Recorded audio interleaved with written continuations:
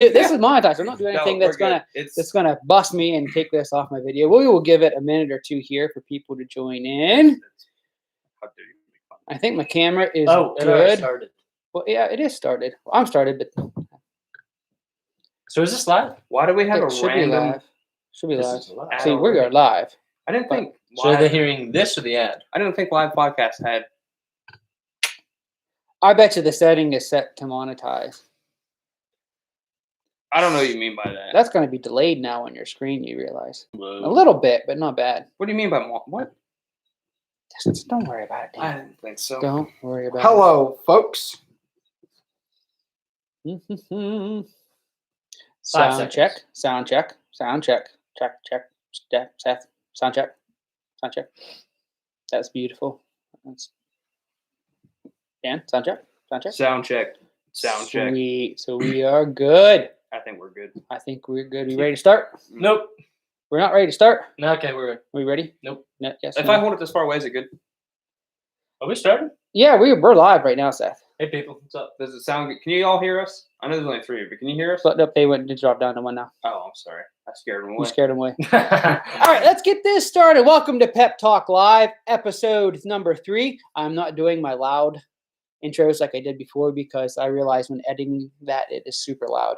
But on this episode of Pep Talk Live, we are going to talk about what you guys should take with you when you're out trail riding. Several different categories we're going to talk about when you're just going out for that quick little zip through the woods. We'll talk about what you should add to it when you're going out for a day ride, couple day ride. We'll talk about what you guys should take when you are overlanding.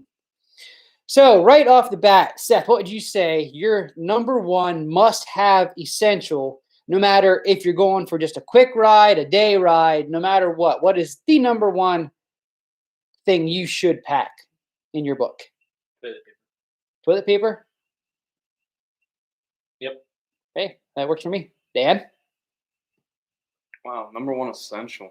Well, he stole toilet You paper. told toilet paper. So- And I do take that with me on all my buggies. I have a roll of toilet paper. I would say the only thing I would always take with me is a passenger. Life's Always. what's Honda's motto? Life is better side by side. I get it. mean- I get it. Get it? I get Yeah. it. Okay, but for more practical reasons, my number one must-take essential that I never leave without are tire plugs. Come on, Ooh, guys. okay. Tire yeah. plugs. You need tire plugs. Yep. Tire plugs, a can of slime, and I have a little 12-volt compressor that I can plug into the accessory outlet on Takes my 10 years. machines. It does take 10 years, but it works, and it's better than doing it by hand. Yep. No, it doesn't have the quick speed of taking some starter fluid or PB blaster or something and spraying in there and then setting the old fire too. We did that once. Blew the tire right off the river. Yeah, see, that can So, happen. yeah. I mean, it works great, especially if you can't get the buggy jacked up. I guess that's probably the biggest benefit to using that trick is if you can't jack the buggy up and get Mhm. the bead to seal. The But beat. the beat, feel the beat. But no, sorry. Sorry. But tire plugs, I don't leave home without tire plugs. I have a whole big pack of like, it's like a 50. And then of course I have my little kit that has the puncher thing and the threader thing. And yeah, Another those are the huge thing. those are the The technical tools. terms. The Tools. tools. That's what I was The getting ready to tools, there say. you Your Well, Wi-Fi let- broke down. Well, let's start.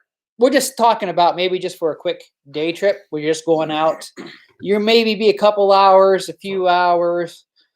So Just like our ride around here. our quick ride around here, a day ride. Tire plugs, definitely. Tire plugs, a can of slime wouldn't hurt either. I would prefer tire plugs over a can of slime. A can of slime is not going to patch a big hole very well. But tire plug, you can put several plugs in a big hole and at least get it sealed up enough to limp home. So tire plugs, definitely. Tow rope. Tow rope, tow strap, tree saver, definitely must have. Whether you guys plan on riding in mud or not, it never hurts to have a tow strap. You might not break down, but you might come across someone that is broke down. Mm-hmm. Of course, I drive Honda and Yamaha, so I have towed home more than I've been towed home. Though I have towed home my own machine That's true. when you broke the throttle cable that day. Yeah. Well, That's the time we a got sad day. stuck, Mm. you had to get pulled up by your own machine there too. Yeah, well, I've had to do that a couple times. Getting stuck's a different because then it's- I mean your machine's still safe. yeah, you just can't get out of the hole. So Well, I was talking about the hill climb, but yeah, butthole works too. yeah, that works too. So that was I think with better tires, Dan, we would have made it. We never got to try that with the carnivores on the X4. Hey, we got a new machine. We've got the R-Max. We got a new year. Dirt Commanders. We got the carnivores on the Wildcat now. We're already out doing some hill climbs with it today. We'll have some video of that soon. Just making some more trails on my property. That thing does pretty good. Mm-hmm. That's a good little trail climb. So tire plugs, toe strap. Bottle caps. Well, that in my case during the Hatfield McCoy trip Make sure saved you have a bottle, my some kind life. of bottle. And if you guys are new to the channel, you haven't watched my Hatfield McCoy videos. Day number 1 on our Hatfield McCoy trip. These are all videos here live on the channel that you guys can go and watch. Were we even an hour into the ride? We may have been an hour. Maybe an hour. I snapped an axle and had to pull it out to keep riding. And we found out that the cap of a Gatorade bottle fit perfectly in the axle hole of my differential. Perfectly. And So I thought that was quite the MacGyver of us to cap that, tape it. We rode 3 whole days With a Gatorade with 3-wheel drive with a bottle cap in there. And when I took that apart, when I got home to check it out, that oil was clean as a whistle. we went through some deep mud. We went through some, not so much the first couple of days. I tried to avoid it as much as I The could. last day we went. But the last day I was like, oh, it's on now. And so that's pretty impressive. Gatorade bottle. Another Great bottle thing to cap. take But is not all the- differential and axles are the same size. Yeah. So that worked for the Pioneer 500. No. Might not work on anything else. A Honda does not have a sealed differential. So if you pull an axle out of it, you have to have something to seal the hole. Or it's Or going you to. need a spare axle to take with you. Yep. Also, it comes in handy to have some sort of a saw that can cut metal. Because if you can cut metal with it, you can also cut wood with it. Just saying. That also saved our life. That was going to be the next thing. And Troy's on here too. He agrees that he on the tire plugs and the compressor. So we got tire plugs with a little compressor for inflation, a toe strap, Gatorade bottle cap. We can't really say Oh, because yeah, that's come just going to on. be specific. I don't know if that would work in any other vehicles. Although I should start testing that on all the machines I get and see if it Gatorade bottle cap fits. You never know. But a little saw or a little hatchet is always good to take, even on quick little trips. If you guys now, if you're riding dunes, obviously, if you're riding like a Hatfield McCoy trail system when there's a lot of maintenance goes on, you probably aren't going to run into this. But like we do here around where I live, we're just going out in the woods, making our own trails. And even trails that are here, you get down trees all the time. So it never hurts to have a little saw.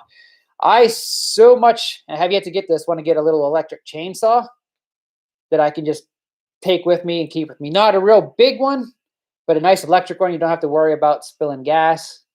And you can just charge your battery, take it in. It's quiet, and you can cut through the trees. Mm-hmm. So I would say those 4 things right there are toilet paper, of course, because you never know. Like we said, Emergencies happen. Hey, green leaves work just as good. Just as long as it's not poison ivy. yeah. It's after winter. Yeah, at least after winter. But even towards the fall when they're getting What's crispy, it and matter? even right now in the spring, they can be a little hard and crispy. It's not quite so comfortable. But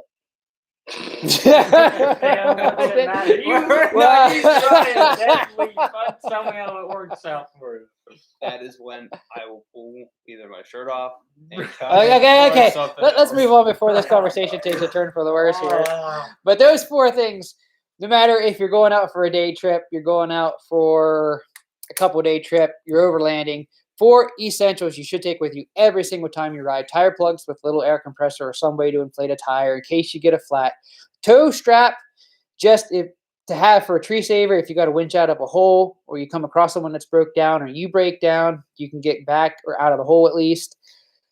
What else would I say? A little saw to cut down trees and limbs that might be blowing across your trails. And of course, like I said, TP. I take that everywhere. You don't have to take toilet paper. I also like to keep baby wipes in my machines as well. Not just for cleaning hands and stuff, but wiping dust off your face. So let's go ahead and add that as well. Some kind of like baby wipe or wet wipe It's a dusty is day. a great thing to take as well. Paul Fletcher says he's on here now joining us. He says a first aid kit. I was just about to say And- that too. He beat you to it. You see, you slip over. I And am again, so- that's probably a good thing to take with you every single ride. I usually don't take a full first aid kit. I usually have Band-Aids with me. But it wouldn't hurt to take a probably a full first aid kit. That'd be a good idea. Safety first. And one thing that Especially with us. that I've been meaning to get for my machines and have not yet is a fire extinguisher. Now, I don't drive any Polaris, so Hey, Can-Ams are just as so I bad don't- now. Well, yeah, but Hondas and Yamahas, they're good. I, mean, All I never right. hardly hear them Don't be catching fire. signaling. But Come it on never now. hurts to have a fire extinguisher either. Again, not necessarily for your machine, but if you come across someone else that they're on fire, Could save their machine. And it can be Could the save their dumbest life, things, too. More if importantly, it's- their life. if yeah. it's someone that's strapped in with a 4 or 5-point harness, and from what I've seen of these machines going up, they'll go up quick. Super fast. Yeah. I mean, it'll matter like 5 to 10 seconds. Yeah. I mean, And so it's- just being able to grab that fire extinguisher real quick to keep it at bay long enough for them to get out is a big deal too. Yeah. Is a good thing to have. So I'd say those things. We come up to 5. Sure. Tire plugs, I'm sure we compressor, come up with a good bit, yeah. toe strap, little saw, first aid kit, fire extinguisher. I had another one, but I just lost You it. lost it. Did you So- start talking about fire extinguishers? Change the subject. You just heard me bashing on Polaris a Yeah, little I bit, was and crying you're inside. like, "No, not Polaris. Why is this Crying every single inside. podcast? It is. Why is this It really every is. single podcast?" So I'd say, no matter what you're riding, just a day, a couple hours, you're going on a big trip. Those 5 things you should have definitely. Now let's talk about moving on TP, here. electrical tape, first aid kit. Electrical. Well, tape, that comes in handy. electrical Oh, tape yeah, it can be does. It used. does. Yeah. Well, he said, "What? No, what? Did you get what he's saying here?" I got what Toilet he said. paper and electrical tape or duct tape. There's your first aid kit right there. You could pretty much seal up any wound, wrap it in toilet paper, hold it on there with some tape. and I've there done you go. that several times. You got your hillbilly It's been first used aid quite kit a right bit. there. And like I said, we already had toilet paper, and electrical tape or duct tape is real easy to throw in there. Mhm. And getting into now talking about if you guys are going on a several day trip, where like you're going to spend several days to Hatfield and McCoy, and you're going to be putting on a lot of miles. We're talking like 80 miles a day. Spare parts. Spare parts are good. Definitely a spare axle or 2 is good. Because it's not fun sitting there trying to break the ball bearing part out of it so you can put the axle back in to keep the bearing from falling apart. Hey, Broke Necks, I just seen you come in here from the middle of nowhere in Alaska.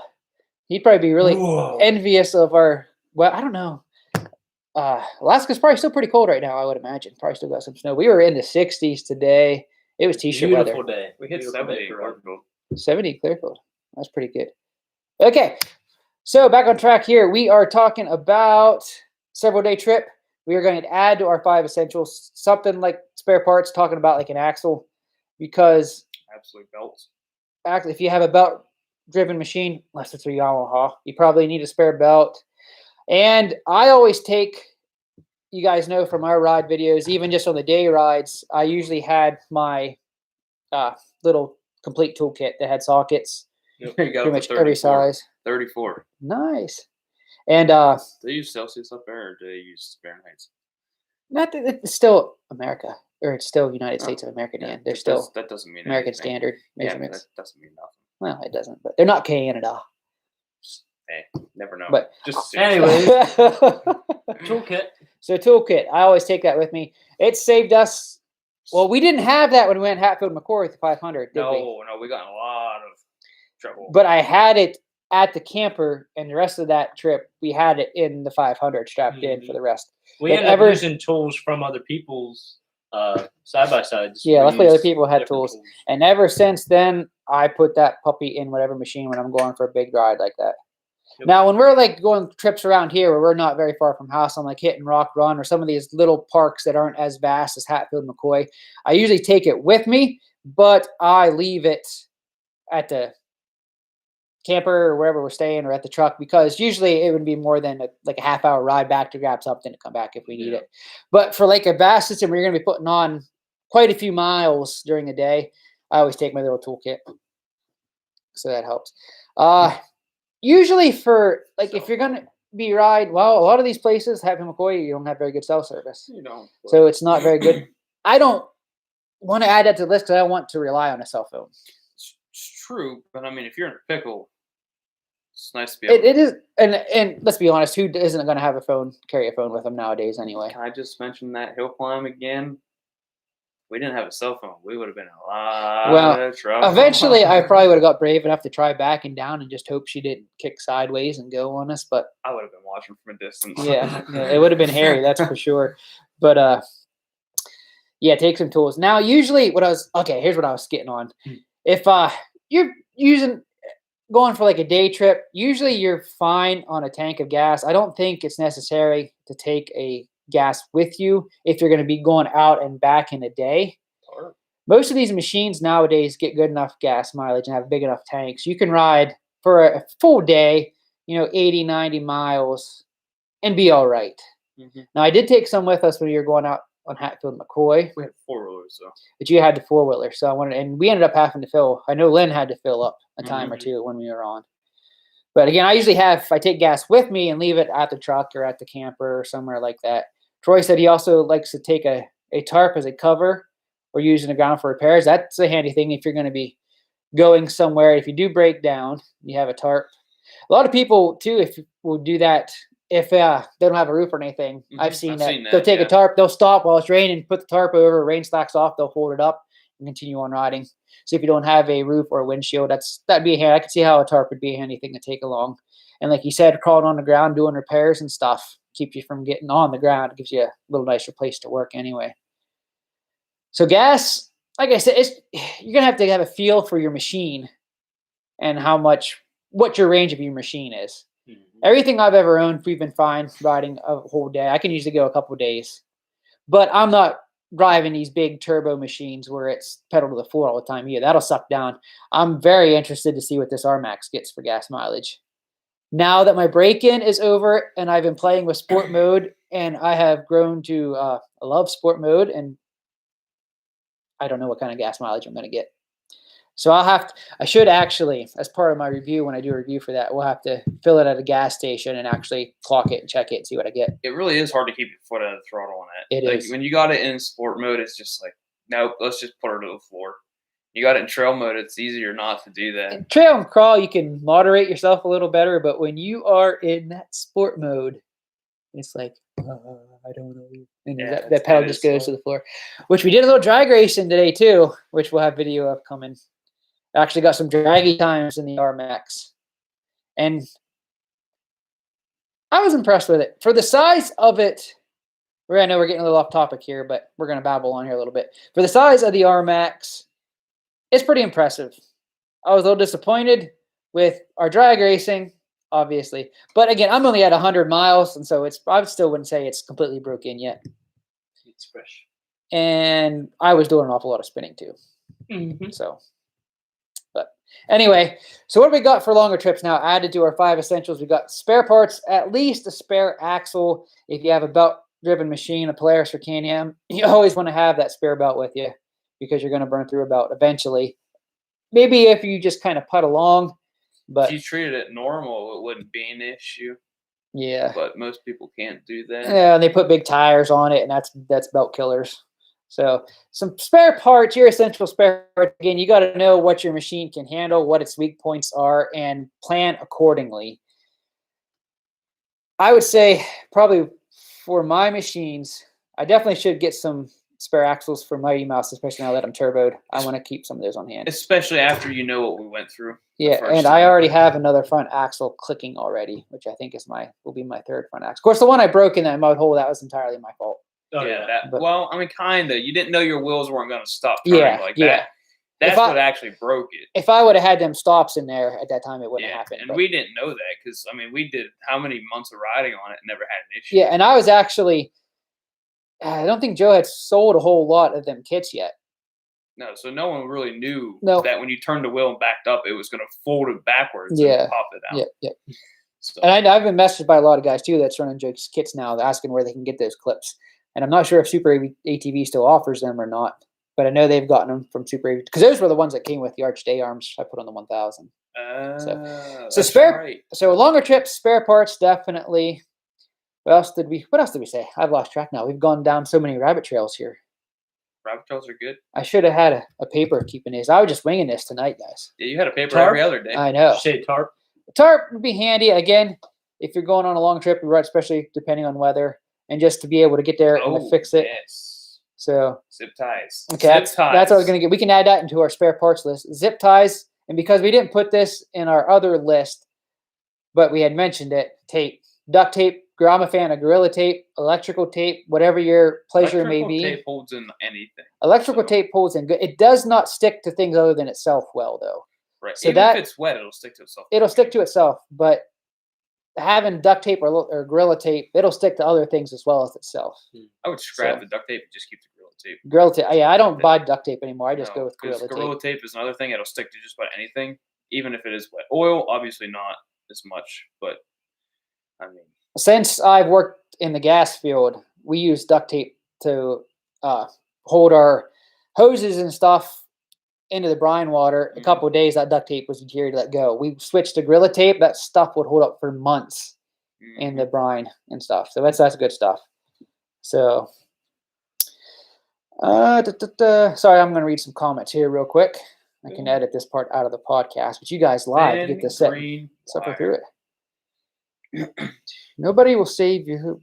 Brookneck says, nobody will save you, so I have to pack anything and everything I might need on every ride. And again, he's in Alaska. So, yeah, you would have definitely planned for overkill. One for all and one for one. I got to ask, is there a lot of riding trails up in Alaska? Because that would be a fun trip, I would think, to go riding up in Alaska one day. I think that would be quite the fun trip. That would be. I just got to get out west, too. Yeah. And ride some trails out there. So then, obviously, that would probably get you through, added to our first take with you everyday rides. That's probably what you need: spare parts, some tape, which could be added in your spare parts. And again, depending on your machine, you may need to take spare gas, you may not, and a toolkit for if something breaks. Now thinking hundreds and thousands of miles of trails. Oh boy. Oh, that's just getting rough. I can imagine, because it's beautiful up there too. I got friends that live up there, and it's probably not bad during the summer months. That's when he said it's 34 now. That's like this is still the end of winter, early spring, so that's not too bad. 34 is not bad. I ride 34, no problem. That's like perfect riding weather. Yeah. So there's probably. I disagree. See, when I picture Alaska, I saw a lot of wilderness, so I would imagine there is a ton of trails up there. It'd be fun. Get to see that would be fun. Moose. I don't think it'd be fun hauling machines up there. That's a long trip across Canada and that to get up there, but that'd be fun. That'd be a fun trip to go up there ride. Maybe rent some machines up there and go riding or something. Hey, is there anywhere up there you can rent machines? I'm sure there probably is. I'm asking. So we're asking. So moving on now, talking about things to take with you when you go ride, and we've covered every day. Quick little trips to slightly longer trips. We've covered things to take when you're going on maybe full day to several full day trips. Let's talk a little bit about like if you plan on overlanding. Now, obviously, you're going to have to plan a little different because you're going to be spending the night on the trail. So you're going to need some sort of, not necessarily a tent, probably depending on the weather. You'll need sleeping accommodations, though, howbeit a simple sleeping bag, air mattress, a tent if you want a full tent. What do you guys think? What else? You're going to need to take water, which water should have been added to our take with you no matter. I think the best thing like for on a ride would be some like sort of dehydrated or something like that. Not dehydrated. What is it? Like dry iced food. It's like hard, like ice cream. They dry ice it and it melts in your mouth. But I'm sure food like that. Yeah. Well, even like trail mix, cracker packs, stuff like that. That's going to hold up to the rigmarole of riding, bouncing around, and it's going to be able to take heat and stuff, and it's going to be okay. So stuff like that. Overlanding, I'm sure you could probably pack a cooler. Cooler would be probably the best way to go for that, for water and usually if you're going to go for overnighting or whatever you want to call it, overlanding, you're going to have more than one person, more than one machine, so you have plenty of machines to pack plenty of stuff. Yep. And Troy just said a hammock, easier to carry with you, and that's absolutely true. You take a hammock, find a couple of trees, stick it up. You don't have to worry about hauling a tent. And I think you can get some pretty nice hammocks now too that even will have a little canopy that goes over them, so you're set if it rains or stuff. So I'm going to go ahead and say that's probably maybe the best option to take, especially if you're overlanding in side by sides and you have limited space. A hammock you can fold up easy, yeah. put up quick. Something like the RMAX wouldn't be too bad because there's plenty of places to store stuff. It wouldn't but be too bad. All Or you need is a other hammock ones and a would be sleeping bag. You're good. yeah, and if you have a 4-seater and Yo. you're only going a couple guys, then you got all that other extra room. Yep. But a hammock would still be something that you could, You can put that in a glove box. yeah, it'd fold up and you'd be set. So yeah, that's a very good a hammock. I didn't even think of a hammock. So, and speaking as far as food and stuff, they do make coolers now that will plug into a 12-volt outlet I've seen those. with your Yeah. machine. So I mean, you can keep stuff cool all day, Yep. provided you have the battery power of your machine to run that stuff. Depending on how many lights you have I and would feel sound it- systems you have, probably want to run a dual battery setup. That one of those coolers would take a lot of I would think batteries. so too. I had a friend that had one, and they're not very big on the inside. Like they're big on the outside, but not very big on the inside because of how much room that. It takes a lot of everything room for the actual cooling part that you can't actually Right. have a lot of internal store. And they probably want it to be well insulated too, so you don't lose Right. that cool that it does make. So I'd still put ice in it. yeah, it still wouldn't hurt to put ice in it to help it out. Unless you're trying to keep food dry, then it might not be a good thing. And fire starter of some sort, Mm. especially if yeah. you spend the night, whether it's Newspaper. matches, flint and steel, get some paper, forget it. So they make little fire starter kits too, which are pretty handy. They're pretty compact that you can just throw in somewhere and Some keep sort too. of maybe a small compact weapon of some sort. I hate Protection depending on what I area you're at. hate to mention that, but I mean, No, well, somebody If- mentioned that in the comment, and I was going to bring that up too. if you're on a 4-wheeler, like I just scrolled through Facebook the other day, and there was a guy up in Alaska somewhere, or Canada, top of Canada. He got mauled by a bear. and Yeah. his buddy shot him with Yep. shot it with a 357 revolver, and it was absolutely atrocious. I usually ride with a sidearm of some sort on me. I have my little concealed carry that I have with me, so it never hurts. Mostly, 'Cause especially in if you're real overlanding somewhere in the wilderness Yeah, with wildlife I mean, you never know. and the crazies out there. Mostly wildlife. Yeah. Mhm. I mean, you're intruding in their area, so some animals can get very offended. And I said offended. Yeah, don't look at me like that. They can get offended. You got to hurt That that big bear's feelings, Dan. You go out there and try to sleep in his I tell you something. bed. Y'all offended. That's it, Dan. You're canceled. Canceled. That's it. You're canceled. But I think we've covered most of the basics there. For overlanding, some sort of shelter, wait, place to sleep. You're definitely going to need some food. You don't have to go extravagant, just Oh, your essentials dog. to get you through a day or so. And dog would work too. A lot of people ride. That's their riding companions. Their My dogs. dog goes with me all. Oh, I knew that was coming. I knew that was coming. And you can take care of him later. Okay. Oh, that's All right, I'll get pulled from YouTube. So, and definitely want to take gas with you if you're overlanding. You're probably definitely going to Yep. need it. Oh, yeah. Again, whether there's like Rotopacks makes these nice systems now that fasten right to your side by side. Be wary or leery of where you place them. You don't want them near any hot exhaust or anything or catch fire. But they make some pretty nice mounts where you can mount them high in your cage and take some spare Rotopack gas. has some really nice They do. gas mounted cans that you can like. I don't know. It's on a cage, and you just twist it and lock it, and it. And they make water ones too, right? You could pack water, I've and I seen think the water white ones ones. for water. They also make round ones. About I don't know. They're like almost a 2-gallon can, and they bolt to the back roll bars where they come down, so it's on top of everything. Mm-hmm. So you don't lose any bed space. Sounds like definitely cool. almost an essential if you're going to be landing out there all the time, doing stuff like overnight. Yeah, overlanding. Yeah, you're gonna definitely probably need to take some extra gas. So I would say we need to take What that and add that up, to our Mo? list. So, anything else you can think for overlanding?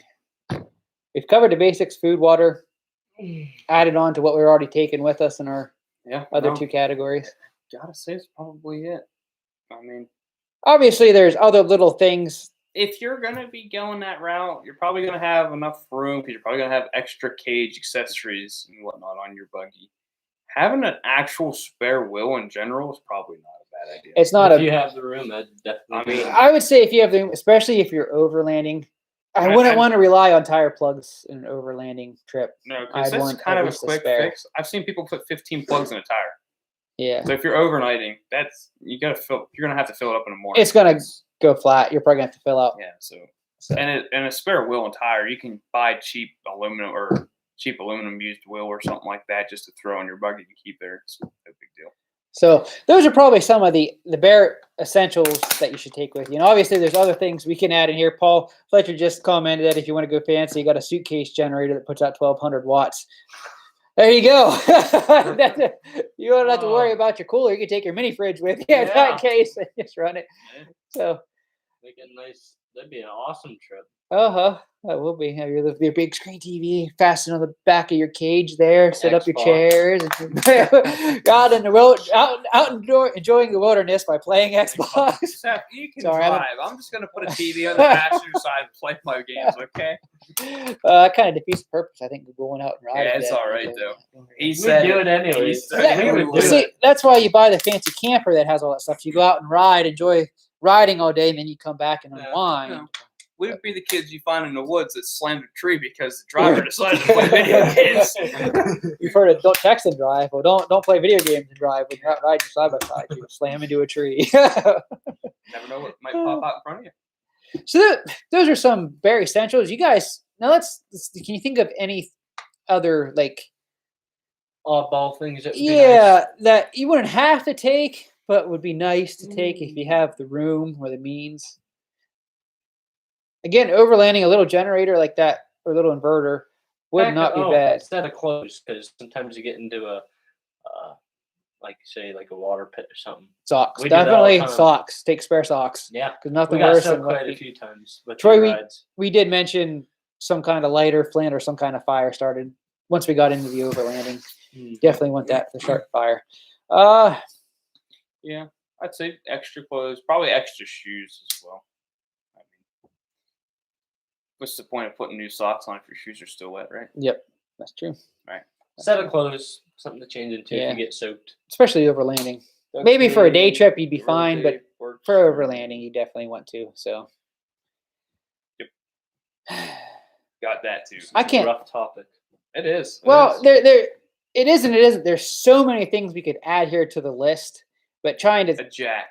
keep it Jack, that would be a good, 'Cause especially overlanding.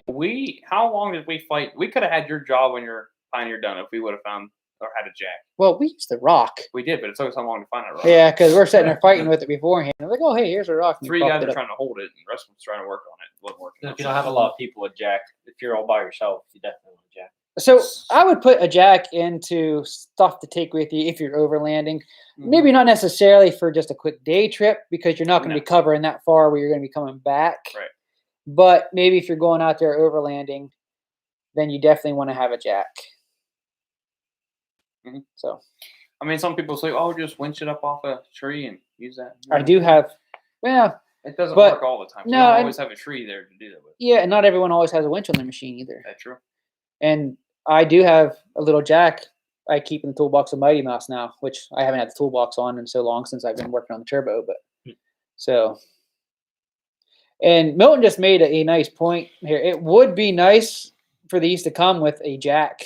They made Built it in almost like a Did you car. guys see the new jack that the company come out with? Don't question me. I don't know what it is, but it has on the ends of it, it's rounded so you can latch it into your roll cage, and it takes like a drill battery, and it's a big round tube, about I don't know, probably 2 inches round, and you Oh, just I extend think it I out, have and it seen latches into the top of your cage, so it's always there, and it's never going to move. And then you just put the battery in it out of the glove box, shrink it, put it underneath there, and it's good to go. I watched the guy do that. You can almost roll buggy on the side for as high as it goes. It is perfect. That sounds I don't know how Genius. expensive they are. no. But it's in. You would never know it was on your machine because you would never have a lack of space because you could put it right at the top of your roll bars. Paul Fletcher just commented $1,400. Paul, is that for that jack we're talking about? Because that's pretty expensive. That is. Bad to the Bone Off Road just commented here. Harbor Freight sells nice scissor jacks, and they do. So I mean, that's really all you need. But what Dan was talking about would be kind of nice, especially. Probably- It's an all-time thing going. That's probably like on the ultimate side of this. Like we're talking bare essentials to take with you, scissor jack, but things that'd be nice would probably be one of those jacks. I thought if it you was could cool afford. until this guy said something. Yeah. That's not so much. $1,400. That's what I was talking about. That is yeah. expensive for. If you ride every weekend and you do that kind of stuff every weekend, yeah, probably worth it. Yeah. More likely breaking something every weekend. But if you don't plan on breaking anything, you don't break things very often. Get a Harbor Freight scissor jack, and you'll be good to go. But yeah, if you're whistling diesel, you want one of them $1,400 jacks. Yeah. You can throw it over a bank and run it over, bend it. So wow, $1,400. Yeah, I think I will pass on that. I'm good with my hillbilly ingenuity of having guys lift it and put a rock underneath it. I think you have small machines. Well, the RMAX is not so small. No, you definitely upgraded that. I don't know if we could. We had enough guys. We could have got it there, but got it up on the side to get something underneath it. But Junkyard's got a ton of them scissor jacks. We found that one I actually have in Mighty Mouse is the one I found laying down here by the creek where we ride and cross. It was just laying there on the ground. Interesting. That's where I found that one. Somebody just left it there. I picked it up. It works. It's a little bent and tweaked, but it still works fine and works great. So Milton Thacker here just said to build a little overland like travel. I'm thinking like travel trailer. Yeah, which another guy mentioned that too. Make a trailer. You see a lot of these guys now make just a little small. You can buy little small trailers too, but I mean, I know most of the guys that are probably doing that overnighting and stuff have someone in their group that's not going to do like hill climbs and technical stuff, and they try to go around that. So load them up. It'd be nice to have that person, and then the people that want to do the more technical stuff, they're still good to go. Yeah, but. Or you could just build a roll cage over the trailer and just be like, no, it's coming with me. Well, that's the thing, too. You have a trailer, you can put stuff in. You can extend it, make it how you want. Yeah, exactly. So, yeah, I mean, we're moving away from essentials now and going with things that would be nice to have. Yeah, if you're overlanding, if you had means for a little trailer, because most of these side-by-sides now are rated to tow at least 1,500 pounds. Yeah, some of them are like 2,500 pounds. Most are getting up to 2,000, 2,500 pounds. Even like the new Razors and stuff that are up there. And that's a good little bit of gear. Because you get a little small lightweight trailer that only weighs 300-400 pounds. If that, I mean, you can load that puppy up with pretty much everything you need. You get some aluminum square tubing, you can weld that thing up and have, like a 100-pound trailer, if that. Yeah, it's crazy.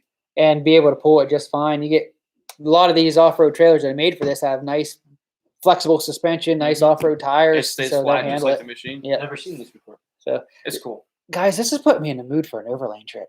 I don't know. I'm going to have to do an overland trip sometime here soon. I wish I still had my 3-day weekends or 6-day weekends. Just take day off, vacation days. Yeah. I could. We could have done this whenever I had the 6 days off. Because we could really load up that RMAX with a lot of stuff. Yeah, we could. That RMAX would hold a lot. Even though I think Wildcat would do pretty good too. No, the back end. The bed's pretty big on the Wildcat compared to your RMAX. It is. It's got a pretty good size bed. That'd be like a good cooler, the cooler buggy and stuff. Yeah, Troy said Moab. An overland trip out to Moab, that'd probably be pretty cool. Is that on the eastern part of Pennsylvania? Where they do that? The Moab? That's the western side of the United States, Dan. It's not in Pennsylvania. I don't know. I've heard of it. That's it. We're going to have a geography lesson when we're done here, Dan. I'm sure there is a Moab, Pennsylvania.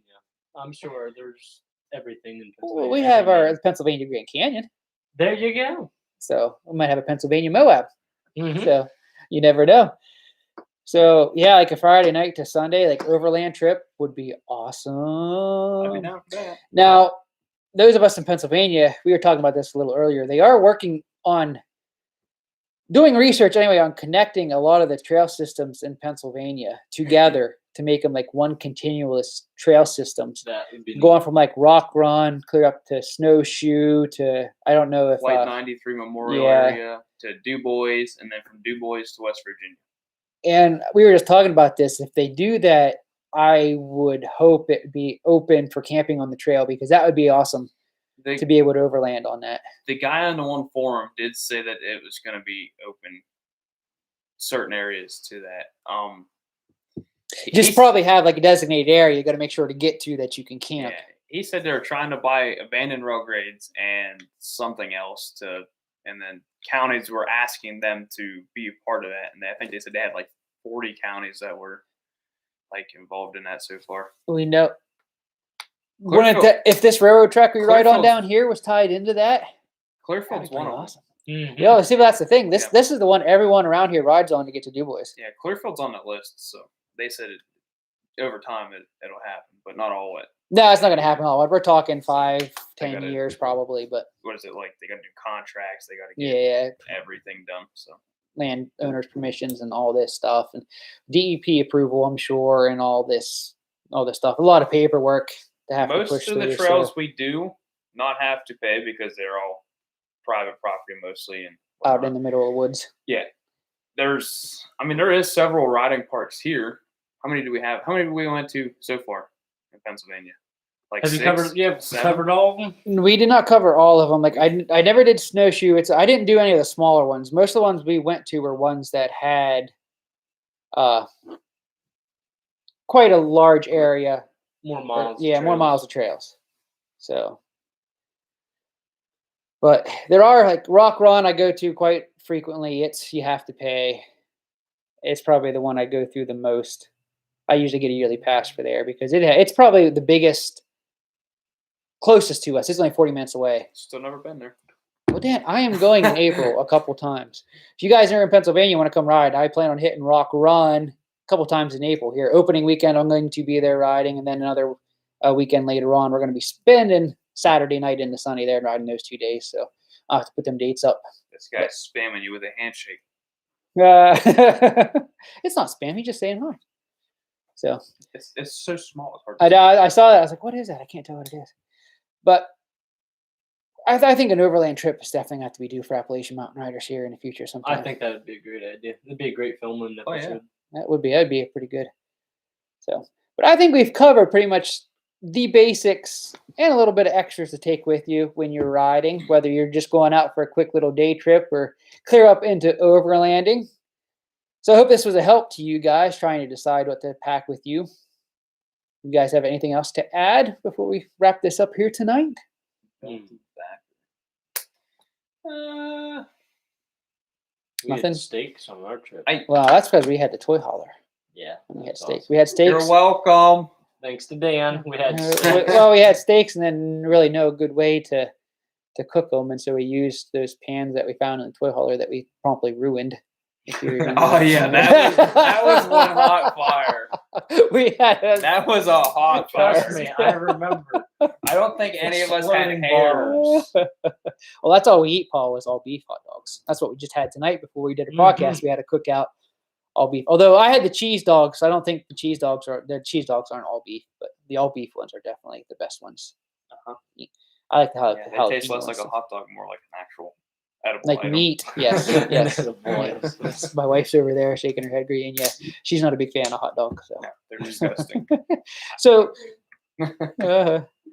we have anything to add here before we head out? Yeah, you do. Wrap this up. You got to eat right. Dan always eats right. Just look at him there. He eats right every day, every night, every hour. He eats right. Sorry, Dan. I'm sorry, Dan. I can't say anything anymore either. I bought you steak, and this is how you pay me back.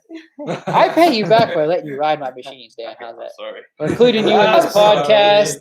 You've been on several of my videos. Now you make me feel bad. Yeah. To Dan's credit, I don't think you've ever wrecked any of my machines either, have you? They come close. They've come close. Yeah, we come close. Just tonight? No. Oh, okay. No. That one that we almost scored the 500 on. Oh, yeah. That was if that tree wasn't there, it would have been over. Yeah. Of course, I almost smashed the Arctic Cat tonight, which my wife didn't know Yes, about. that was close. Pretty close. he We could, told me- don't worry, we have it on film. It'll be yeah, making our hill climb. So, all right. Anything else to add? I went around this turn, and he said, "Take it easy going around this turn." So I did, and it almost rolled. And then afterwards, he goes, "Since when do you ever take it easy on anything?" And I'm just like, "You asked me to." So I think that are some definite bare essentials you should include when riding.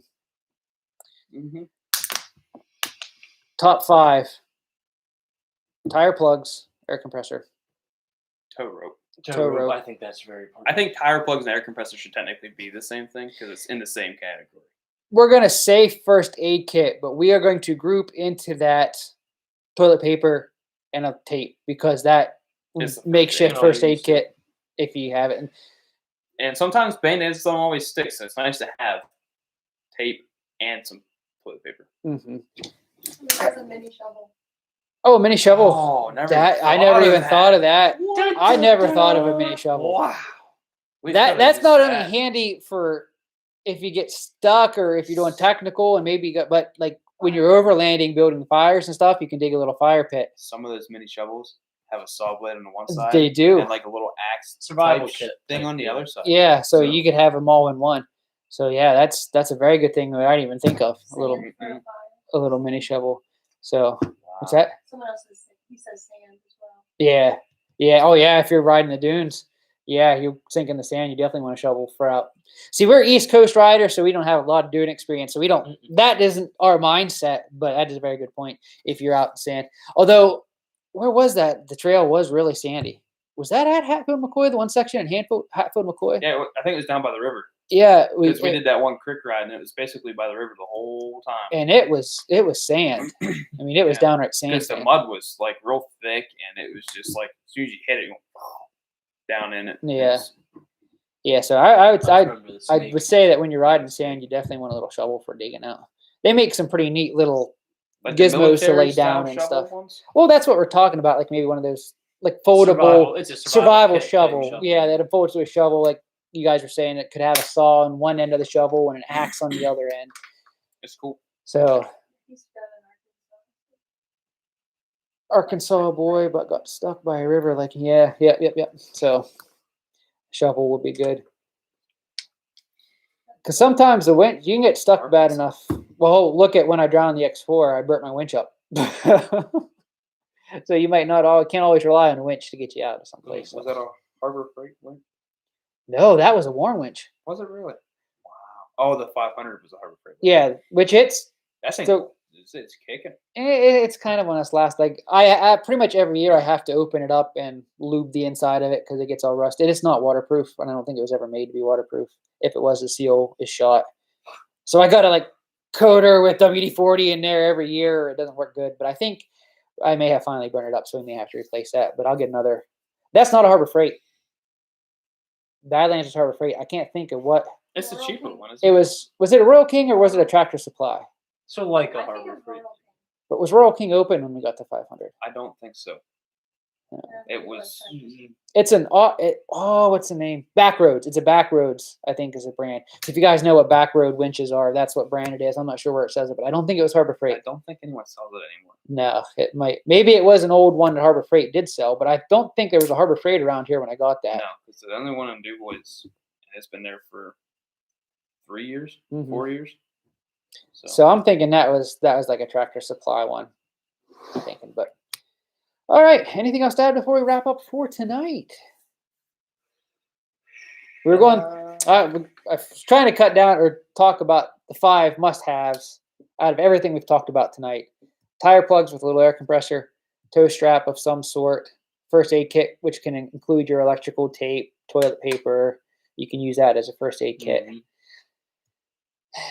I have to say, shovel is probably on that top 5 now, since someone mentioned Since it. you mentioned it, well, like we I said, mean- you can get a shovel with the little saw in one end and all that. So there Yeah. you go with the trees. I mean, it's So gotta we be- could group shovel / saw / hatchet for especially for us out Yep. riding in the woods. And one more. What do you guys think should be the final? I kind of forget all the things you mentioned. Well, we talked about quite a lot here tonight. Mm-hmm. A jack. Yeah, I'd say that's not an absolute necessity for every time you ride, though. Yeah, a couple hour trip.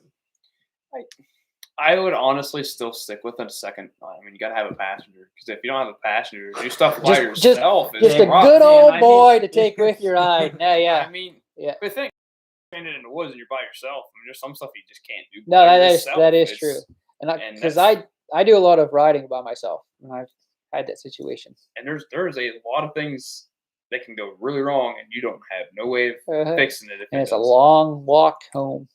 So Or if you get hurt, there's no one there to help you. Troy mentioned this, and several people did mention Oh, this zip too. ties, The yeah. zip ties. I kept meaning to mention that and never I keep did, forgetting about it. because zip ties fix a lot of stuff. Zip ties and Gorilla Tape, you can fix just about anything. You could patch a broken axle with Yeah, zip we ties, and well, we plugged a diff hole, but Zip ties With tape. and tape. We We didn't needed use any tape. zip ties. We used the Gary cap and Gorilla Tape. Yep. But that was quite. There's a video on there somewhere. There's lots of videos. We got video. So I think that'll pretty much wrap us up then. What do you guys think? He did ask Yep. you a question. How your Harbor Freight winch is holding up? Well, like I said, the one I have on a P5, I don't think is a Harbor Freight winch. Either way. It'd be similar to it. wouldn't And it? we just put the one I have on the Wildcat Trail is Harbor Freight, and the one on the RMAX is Harbor Freight. So we'll have to put them through their paces and see how they hold up. I know guys that have run Harbor Freight for a long time, and they hold, for all the more you pay for them, they hold up for 3 or 4 years. You got your money's worth out of them, definitely. They definitely have good power, and they work for you. For the price, you just can't beat them. So somebody who runs slower than you in case of a hungry bear. That's always good to have. That's why Dan's going back to his friend. But Dan, you are the slow runner. of I'm this group, sorry. so- I think I am faster than some people here. Who's that? Who's that? You never know. You're getting old, so Well, I mean, that's true. I think I still have a feeling I could outrun Dan. The one guy from Alaska mentioned the sidearm. We talked about that. Yeah, we talked about that. That's why I said I usually carry a sidearm with me when I go riding, just especially when I'm riding by myself. Because like if you come across an animal, that hungry bear, you want to wait to at least scare it off. So Or maybe We could just put Dan in Madison. front of it. It'd run away instantly. I'm a pretty scary fella. I don't know about that. You're a huggable kind of guy, right? Oh, Chucks. All right, we better end this podcast right here before we get too deep in it. It's not Chucks. Chucks. It's Chucks. Oh, I said Chucks. Well, I'm sorry. okay, we'll officially end that topic right there. We've got quite a few people on here, so we might as well stay on here live for a little bit. But we'll end the discussion between or what you should take with you. So we'll just open it up now, guys. We're just going to chat with you here for a little bit since we got you. So any questions you want to have about my machines or anything you want to talk about, we'll stick on here for a little bit with you. Maybe Dan, you got any good stories to tell while we're on here? No. What? The very first Since podcast we did, we Oh, had that great taser yeah, story, that and we was- lost internet connection, was and a it good cut We do off. taser. not need to get back on But- Hey, who's got a flashlight taser? Badlands comment, yeah. I hate flashlight tasers. Especially when they're in the hands of Dan.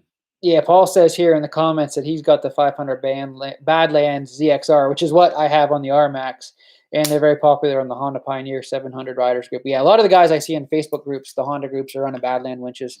Like I said, they're hard to beat. The price of them, 5,000-pound winch, Badlands winch costs $200. And from what I've seen, a comparable Warren winch spools slower and just doesn't hold up as well. And you're paying $500-600 for it. So I'm a big fan of Badlands. So we'll see how they hold up. That's what I put on my wife's father-in-law's four-wheeler too, is Badlands 3,500. I got the 3,500. I only went 3,500 on the Wildcat. It's under 1,000 pounds. So For Badlands being in a Harbor Freight special, I've seen a lot of people use them, and from what I've read, they hold up really well. Mhm. From what Yeah. I've read, yeah, they're not just a popular winch because they're cheap. They're popular because they hold up pretty well. I mean, I've known people that spot them for car trailers, and they work great. Mm-hmm. I mean, don't get me wrong, the slower spooling ones are probably better for heavier machines because they're geared different. But Mm-hmm. I mean, if it's a 4,500-pound winch, regardless of how fast it spools, if it doesn't pull 4,500 pounds, I mean, someone can take them back on their products. Yeah. They have to be able to produce what they're saying. Troy, you asked here if you ever used an Articat machine before. I have the Wildcat Trail He now. has one. Now, technically, it's a 2019, so it's branded Textron, but I love it. The more I ride it, the more I love it. Now, I do already have a clunk in the front end. It has less than 300 miles, and I've got a pretty good clunk in the front end. I'm gonna have Pretty to check. sure it's tie rod involved. It's tie rod or hub. In the steering. I think I may just not have gotten something tight when I put the bigger tires on and I greased my bearings, so I'll have to check into I that. have to agree. But He let Seth drive it. Let's be you honest. here. know, that may be. I let Dan drive it too, Yeah, Seth. that's so. probably even worse. But It hey. started clunking when I was driving. I started it's clunking when my so wife started it's driving. It's her so fault. Lisa's It's fault. her. So Lisa, she's a wicked driver. That's what it was. Bad to the Bone said he paid $350 for a KFI 3500, and I hate it. Has no power. We had the KFI Stealth on the Pioneer 1000, and I agree. We had the last ride video with the Pioneer 1000 at Mountain Ridge. I got stuck in a pretty good hole, and I didn't know if that was going to have the oomph. And I think it was a 4,000-pound KFI. stealth I had on the Pioneer 1000. I didn't think it was going to pull me out of the hole. That's on video. You can see that. But yeah, I was not impressed with KFI, but Badlands. But It's that's not even a popular brand we sell at work. I mean, most of the stuff we have are either people coming for Warren winches or what's it? Colpin winches is another one, and I think they're a cheap winch. I think they're a cheaper winch, but I mean, a lot of people try to get factory. Oh, it's a Polaris. Let's buy a Polaris winch. Some people say they hold up really well. Some people say they don't, but they're also like almost $1,000. yeah, it's ridiculous. well, and it's like even. Well, I mean, the X4. When I bought it, I went ahead and ordered the Warren factory Yamaha winch. Yeah, and I think it was around $500 extra, wasn't it? That sounds about right. And I would have rather have just spent $200 and got the. Yeah, Bad. But again, the reason why I kind of did that was to do a how-to video on it to install it because it's all factory. Everything was pretty much plug and play. So, but anyway. You had talked to someone asked if you'd ever used an Arctic Cat. You got introduced to it. Yeah, I started to do that. I got off track there because they asked about the winch. But yeah, we have that Wildcat Trail now. So We're starting to love You it. started with his sister. well, that's the thing. Seth's sister here has a Wildcat Sport Mm-hmm. that I rode with, and that impressed me enough. And I think I've mentioned this in the video that I talked when I first got the Wildcat. I've been looking at the Wildcat Trail ever since we put the long travel on Mighty Mouse and got it wider than 50 inches. So I've done quite a lot of research into them and seen how people liked them. And so when I saw the deal come up on this trail, I jumped on it. I was thinking on getting a four-wheeler. I'm so glad I got the Arctic Cat. It's Okay. nice to be able to have that. No, I mean, you're basically the only one with machines, and everyone just rides them. Yep. So That's it us. is nice to have another side by side and be able to put that person in the side by side and all have. It's definitely a comfortable- good woods buggy. It is wonderful. I mean, I like that Arctic Cat a lot. It's zippy for its size. It handles great. I mean, you point that wheel, it feels stable, and it goes right where you want it to go. And I think it even got better when I put the 28 carnivores on, and the spacers got it out there a little bit wider. I think. I can't remember how wide am I now, Lisa? About 53.5 inches front and rear, I think. Sounds right. So I am a little wider, but Those carnivores helped it tremendously. We proved that in the snow. it The snow did awesome. rides nice. I'm still on factory shocks, and I don't think it has the Bandit springs, although people say they may, because the Arctic Cat springs stock are white. These ones are black, but I think when Textron took over, they may have switched out the color to black. So yeah, it's hard to say. they say a Bandit spring upgrade makes a difference on those, but that thing rides really great right now how it is. So When I had looked up some stuff, some of the 19s and 18s, if the machine's black, it comes with black shocks. If the machine's green, it comes with green shocks. yeah, So the guy just ordered a shock for one of those the other day, and you had to make sure you matched it up because they're all different colors now. Mhm. And I think it was a 2019, but it wasn't a trail. It was just a Yeah, Wildcat. just a Wildcat. I saw somebody ask here. I can't find it now. If they recommend a dual battery running a winch, that's going to depend on your machine and the other accessories you're going to be riding. Is a dual battery necessary for a winch? No. It's a nice. If you have a bunch of other accessories, you got a big sound system, a lot of lights, I do not recommend winching while having all that stuff on and using it at the same time, because that will drain your battery down pretty quick. And in the case of like the Pioneer 1000, when I had it, I put a dual battery on just for the winch because the dual clutch transmission on those run off power, and you suck too much power. Like you're stuck in the mud, you're trying to winch out, and it's trying to shift through the gears. That's one of the main reasons people were frying the clutches on the Pioneer 1000s when those first came out, because it didn't have the power to do it all. Your voltage dropped too low for it to shift well, and then to cause the clutches to slip. So is a dual battery necessary? Most machines probably not. If you're running a lot of accessories, switch them off if you got a winch, and you should be okay. Do I recommend it? Yeah, especially if you're running a lot of accessories. I noticed a lot of the Polarises, when people order them, you get the premiums or whatever else, they already have the speakers in them. And anytime someone buys a new side-by-side, 90% of the time so far, they've always had a stereo system put in it. And most of them run a dual battery setup. Now, the one that I noticed you don't have to run a dual battery setup on was the KRXs actually run their own separate alternator system. Ooh. So, I mean, And yeah, the KRXs have a pretty like upgraded heavy alternator anyway, don't they? That puts out quite a bit. yeah. That's From what I what I've thought. understood, and their sound systems actually are a higher wattage and everything than most Polaris's. They're not any nicer sounding than the Polaris ones, but they pull more and they put out more to the speakers. So, I mean, and they have a good alternator system from what the guys were saying, because they said even it outdoes the dual battery setups for the Polarises and stuff. So. Yeah, I don't run a lot. I'm not a guy. I don't want a big sound system in my side by side. I like to hear my machine and enjoy the woods. I don't blast music. At the most, I'll maybe have a little light bar on there for extra light at night, but Nothing crazy. nothing You crazy. don't have a whole lot of accessories. no, I'm not a big sound system accessory kind of guy. Big lights. I know. I hit my mic. Eat my mic. Wife and I thought we might put whips on one of the machines just because I think the kiddos would enjoy them, but we don't do a whole lot of night riding. I'd like to do more night riding, but It is a lot of fun. it's a lot of fun to night ride. lot of Yes, I do like it. Go to bed at 8 o'clock. Yeah, the kids are in bed at 8 o'clock, so they don't get the night ride. So if we put whips on, it's just going to be for me anyway, I guess, huh? That's what it comes down You'd to. enjoy them. We'd have them Probably would running enjoy it. throughout the day anyway, just for the kids to watch. But yeah, I'm not.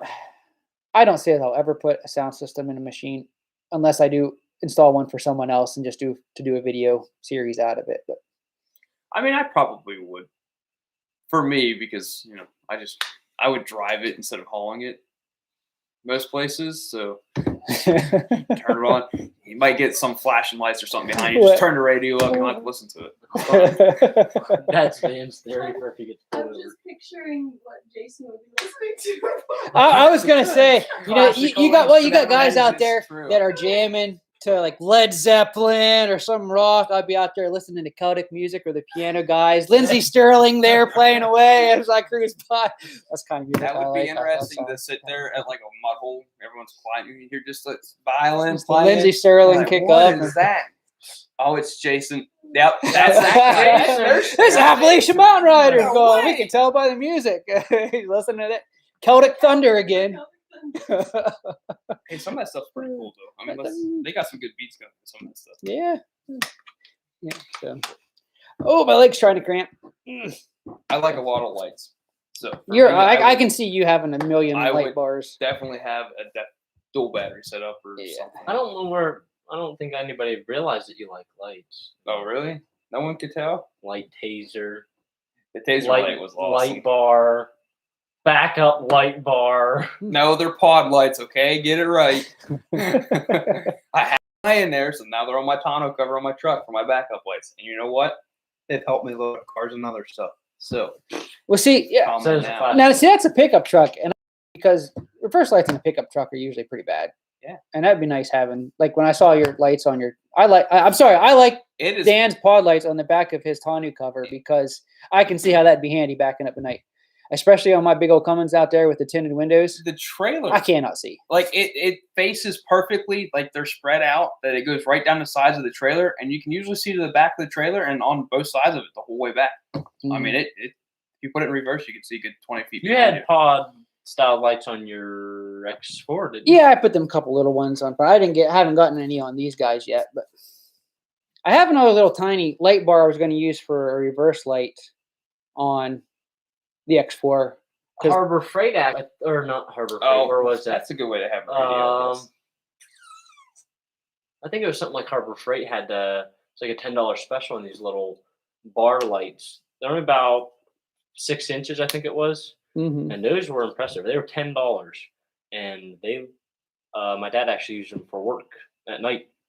So I don't know. I thought that'd be a great thing for a side by side. Well, you know what? In some I'm just worked on a Polaris Ranger for a guy. Put a plow. Now that winter's over, I put a plow on for him and a winch, which we went with a Badlands winch on that too. But he has, and I never really had much of a desire for these, but he has the under dash cab lights that light up the floor plan and stuff. They are nice. I like that. So I may end up doing something like that. I know the RMAX, the LE version comes with that. I don't know if the XDR does, but I think the LE does come with the in-cab lights. I may add some of those because I can see where that'd be nice riding that light. The Razor Pro comes with cap lights. Oh yeah, the Razor Pro comes with everything, but then it comes with a lot heftier price tag too. Yeah. Troy had mentioned that here in an earlier comment about the prices of side by sides are going up, and that's because they got to stick all that stuff in them. You can get the base model Turbo Pro for $22,000. Yeah, that's still a lot. Yeah, but not much more than you spend on That's an RMAX. no, what? Maybe only about $1,000. So, but anyway, yeah. They are getting expensive though, but the technology in them is getting better and better. They're putting more Maybe gadgets. a little too much. Yeah, again, some I'm a simplest. I don't like all that fancy. I did notice one thing that I didn't know until today was your RMAX has reverse lights. It does have backup I lights. did It does. not know that. You See, mentioned that now see on that video. the X2, the two-seater Wolverine X2s had reverse lights where the X4 doesn't. Well, But isn't now that dumb? all the RMAX have the reverse lights. Speaking of And that- technology that is upgrades, your RMAX with the what's that called? D-mode switch, D-mode drive switch. mode. That was Seth loves that. awesome Seth loves technology. that. You know, I said about it would be nice if other machines had that Mhm. because how Yeah, you said that in the last wonderful it podcast. I was talking to the guy at work, and Polaris, back when they first come out with their Trail Edition Razor, they actually had that, but then they did away with it because people had issues with it or something like that. So Mhm. instead of making it better, I guess they did away with that switch. But it And It the is RMAX, a it wonderful was an It's great, amazing, yeah. amazing advantage. And we discovered this today doing our draggy runs with the RMAX that even in crawl mode or trail mode, you have full power. Yeah, You proved put the that pedal to the times. floor, it's there's a little bit of a difference in there It's very than when marginal. it's in sport. But the biggest advantage is the bouncing on the pedal. It completely eliminates that hopping. You were filming when I demonstrated that, right? So we have that Yeah. on video. yeah, Mhm. It'll be coming And here soon. whenever he put it in the crawl mode on me in the woods down there, I was hitting the gas. You to were move like, "What did I forward. break? Is the So, parking brake on?" When I turned it out, I was coming out of there. I turned it in sport mode, and it just instantly, like, bam! Like I hit the first initial bump, and like, woo! Uh-huh. And I was like, okay. Yeah, you don't want sport mode going through the woods. No, it's No, rough. You want trail or crawl. Yeah, Yep. it is rough. So, any word on the 520? Not yet. I'm still waiting on Honda. I'm on the list to get. I'm on their media outlet list to get a demo unit, so it's all in Honda's hands now. With the way inventory's going and them trying to still fill orders for paying customers, it's probably going to be a bit yet. But it'll get here eventually. I know a lot of people is anxious for me to get my hands on one and to check her out, but I'm anxious for you to get your hands on a sport side by side. and Well, see this- what they you definitely think. need to send you a sport. I'm hoping this just will open the door. Some people can put in some words. Yeah. We'll get. Maybe we'll get we'll- you a Polaris. We'll start with this 520 now that you're working at a Polaris dealer, huh, Dan? Yeah, you never know. Uh-huh. We'll start with the 520. Maybe I can get Honda to. Then when I give back the 520, they can send me a Talon. Maybe. I'd like to see a KRX. I That's like the what I'd like to KRX. It's just such a big machine. That's my hesitation. The on it. also another thing I've learned about the KRX was they're also overpriced. Everyone knew that. Yeah. Their that's- transmissions are horrible. Yeah. They're absolutely the worst. Most people might beg to differ, but I think we've had about 4 of them now with low transmissions you? within. I mean, most of them are under 1,000 miles. Uh-huh. There's something in the oiling system they have in the transmission that was a flawed design. So in the new ones, they just took the oiling system out completely, and they don't have it. So it just is like a gearbox style setup, I guess. Huh. It's the same exact transmission because they Oh. at work they took apart one of the new ones to put the parts in the old one, and they were different.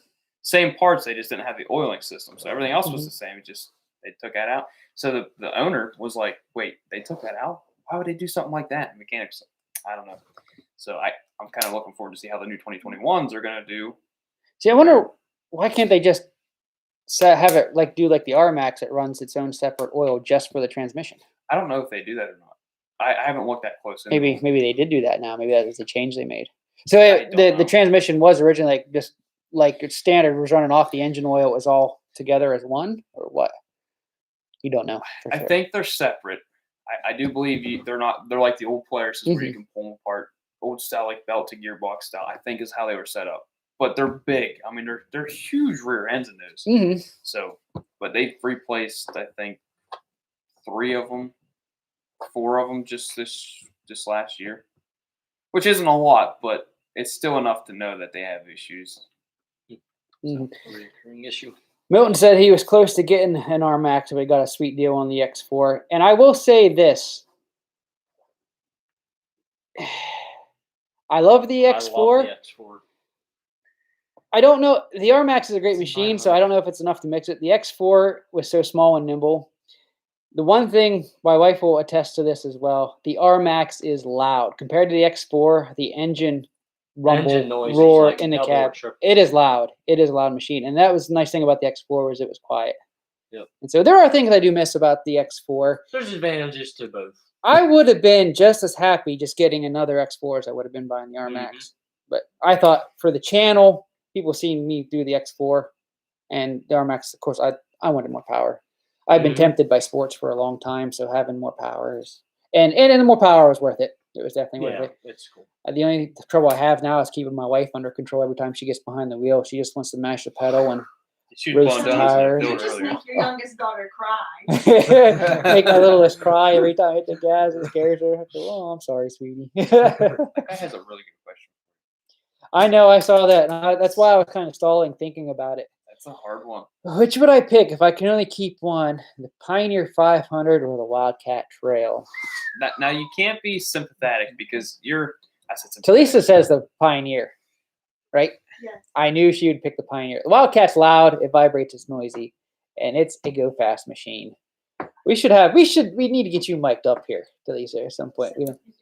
What's that? You gonna? Yeah. Yeah, she needs There. mic'd up. There we go. You don't have another. Oh, that has my cords plugged in, Talisa. Sorry. Yeah. Good Oh, with my my day. sophisticated system here. All right. Okay. The Pioneer 1000 is, or no, the The 500 is the ultimate. Definitely over the Wildcat because it is quieter, more nimble. Mm-hmm. You have a better turning radius on it. You can do and see so much That's more. true. Yeah, I the didn't think Wild- The of that. visibility in that Yeah, thing. that's true. When I'm in the Yeah. Wildcat, I feel like I'm inside a tin can. You sit down in the Wildcat. I mean, you're like sitting right on the floor pan, like inches above the ground. The hood's high. The rear, you really can't see. No. Even turning around, it's hard to see out of the rear. The 500, you set up, and visibility is, yeah, I agree 100%. That's what I would pick. I would say the main thing between them is that has a lot of advantages to P5. The only thing different with the Wildcat is it's a little bit more, a little more power. Nope. Exactly. Well, Milton, I do agree with my wife though. If I had to keep one machine, it would probably be the Pioneer 500. And not just because I've put so much into it with the long travel and the turbo and stuff now, but even stock. Yeah. The 500 is just a great machine. It'll go anywhere. It'll do anything you ask of it as long as you don't ask it to do it fast. So Yeah, that's that's how you describe the 500. To do anything machine as long as you don't want to do it fast. It But- might not ride as nice. Stock. But- It's definitely more fun to ride in the P5. It's a little noisier now. You got your oil pump. Well, yeah, some they other have stuff. to. But the Wildcat is really loud. It's not much softer riding. I mean, it is pretty nice, but it's not that much softer. yeah. Yeah. Wildcat's a little bit more of a zippy machine, where the Pioneer 500 is probably more of a usable machine. It's a more friendly. yeah, more user friendly. I would say the 500 is a better trail machine than the Wildcat because again, the Yep. CVT on the Wild, it is a bit jerky. If you're trying to ease through stuff, it does jerk a little bit, which you can do clutch spring upgrades and stuff and take most of that out. But the P5 just all around. Yours isn't as jerky now with the big tires and stuff. No, that it smoothed that out quite a bit. Yeah, it It's the 28 tires on the Wildcat is kind of like I think the perfect size right now. It made that machine Oh yeah. just rot. It's just rot. So How tall are those? 28. Wow, they look bigger than the ones in the Wildcat. Or are they? Or wait, what are you talking about on the 500? Yeah. 500's got 32s, Oh, and the Wildcat's got 28. 28s. Okay, So gotcha. they are bigger on the 500. All right, yeah. That's why I got the turbo on there to help Yeah. haul them things around. So, well, for you guys that have, that was pretty good, Dan. Thanks. You guys that are with me live here, we'll get a little tidbit here on what's going on with the 500. We'll talk about this It's depressing. to close here. Well, it's not depressing. I was building it up. It's not Come depressing. on. It's no little roadblock. I'll have a video coming out about this soon, but I am running into a little problem. I may have sort of. Well, okay, let's first start with this. I completely solved my overheating issue after the last vid of me with putting the intercooler, we thought we were good. I thought I was good. It overheated again. And so I went back to the drawing board. Now, the good thing was after last month's podcast, we were looking at the 500.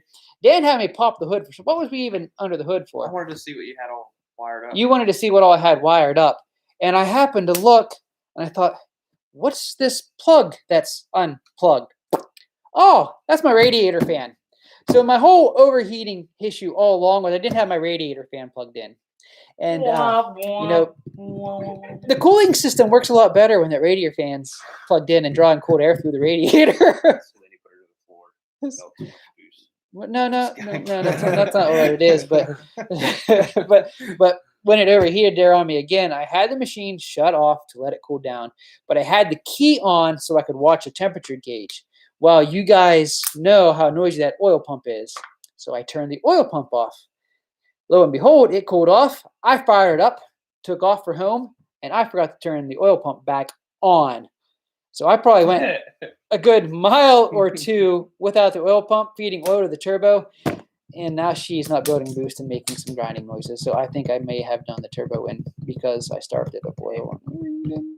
First one. I don't know for sure. I started up now. I can hear it still spooling. Like I just put it into the garage today. I can still hear it spooling. Still not showing it is building boost. Did you check the oil But on it? I didn't hump on it. No, that's why it's in the garage now. I'm going to tear stuff down, make sure my oil pump is still feeding oil through. And I'm not blowing out white smoke, so I don't think I blew out an oil seal. But No. I don't know. And usually if you blow a bearing in a turbo, you blow a seal. Yeah. So it's kind of weird. Yeah. So maybe something just, maybe you forgot a bolt and you just got it stuck in the fins. Who knows? Who knows? It could just be something where one of my boots is loose and not tight. Or one of the propellers started coming loose. Yeah. So you never know. You say it was an eBay turbo? It was an So eBay, you never eBay or know. Amazon turbo. It's not expensive, so it's not. It won't be expensive to replace, which is the good thing if I have to replace it. That's a good But question. but what did you have to do? Are you talking about the one about Raging Rhino? It says that, yeah. What did you have to do fuel wise on Raging Rhino build for the 770 stroker kit? Basically, just a fuel controller. We stock injectors, and it's always just in the PCM tune to just give it more fuel. That's all we did. So I mean, it was simple. We got you'd have to watch the video. Oh, I don't think I actually show that video. I may talk about it briefly because we waited to get the fuel controller for so long. I may not have gone over it at least in much detail, but I think I do show it. But all it was just tuning in the fuel map to give it more fuel. Fuel injector and everything was stock in it. So it really didn't take a whole lot. We only did the stage 1 stroker kit with just a mild cam and Raptor valve springs. Now, if you went up to, I don't know, you can go up to a stage 3 with the 777 stroker. I don't know if you have to do any fuel injector upgrades or anything like that. I don't think so. So pretty much it's all just in the PCM, in the fuel controller. That's all we had to do. So Interesting. that is actually pretty easy. Never did get to experience that machine. No, we didn't. He still has it. I mean, it's up for sale. He's still trying to sell it, Dan. You should buy it. Nah, I'm good. You should buy it. Come on. I got things to should buy fix first. Yeah. If I had bought the Wildcat, I may have bought it, but I think the Wildcat's That was your Yeah, first yeah. episode. I mean, a Rhino 660. You Yeah. would have brought back some memories. That stroker Rhino, Raging Rhino, it's an absolute blast. It flies. It's a monster. It outruns the Never- X4. It needs new seats to run that fast. It does need new seats to run that fast. The Walker Evans shocks is great, but them seats don't hold you in at all. Yeah, they're So- not quite made for that ripping and tearing. Yeah. So, well, for an hour and 20 minutes, we Oh, probably should Yeah, we hit a wall. How'd you sign spell off it? here and let you guys go. We still got quite a few here joining in with us. You guys must be enjoying the conversation. Still hanging out with us, and I appreciate that. Thank you very much. I figured doing this on the Appalachian Mountain Rider channel and not Pep Talk, the Powersports Enthusiast Pod channel, I'd probably get better interaction. So we may just go ahead and continue to do this on the Appalachian Mountain Rider channel if you guys so want me to. Do you think that's a good idea? Let us know. It makes it simpler for me Oh, as well. I don't have to keep track of so much stuff. So She got fuzzy. what's that? Got all fuzzy. Well, that's probably your just bad signal. Hopefully it's not my internet connection. Is it coming in clear on your phone? So we're good. It's not the best. Again, quality. the main part of this, as long as the audio is good for when I format it and edit it into the podcast, that's all that matters. So, Seth, Isaac and Cheyenne must not have joined in. Yeah, the toilet paper didn't pop up. Well, My phone's not exploding. they were probably over there waiting on the Powersports Enthusiast podcast channel. Oh, I didn't tell them. But I think I'm going to end up keeping it on AMR for now. I like that. We get this built up a little bit more. I'm getting quite a few downloads of my podcast and podcast format. And you guys, even if you watch this and join us live, make sure you check out the actual podcast, because I do have other segments included in that you don't get by just joining in on the live. And it's free. It's on Spotify. You can find me on Pandora, Apple Podcasts, the podcast version of Pep Talk Live. Pretty much all your podcasting formats you can find it on. So make sure you do check those out. The episodes we've already done are on there live, and I'll probably have this one edited, other segments edited in a couple weeks, and have it added as well. So we're getting thumbs up, and that maybe is for having it on this channel. I take it. Oh, I that's think the so. search would for think so. Joseph. I would think so. So, all right, guys, I'm getting sleepy. I'm getting tired. I can tell you're looking Yeah. here. So, guys, I It's been a thanks long day. everyone for joining in live with us here tonight. We don't have to always just do this for a podcast either. We should just do live streams just for a bit, huh? We just, could. do Out on random. the trails, making trails. You We talked could about that last time. We so. can I just think talk that'd be to awesome. just have conversations talk to with the people. The customers. The customers, yes, customers. They're really customers if I buy my The merch. viewers. Support me on Patreon. Viewers. Supporters. Viewers. That they are the AMR family. There we go. That's what they are. You've been What he adopted. said. They are riders. So, My fellow riders. my fellow riders.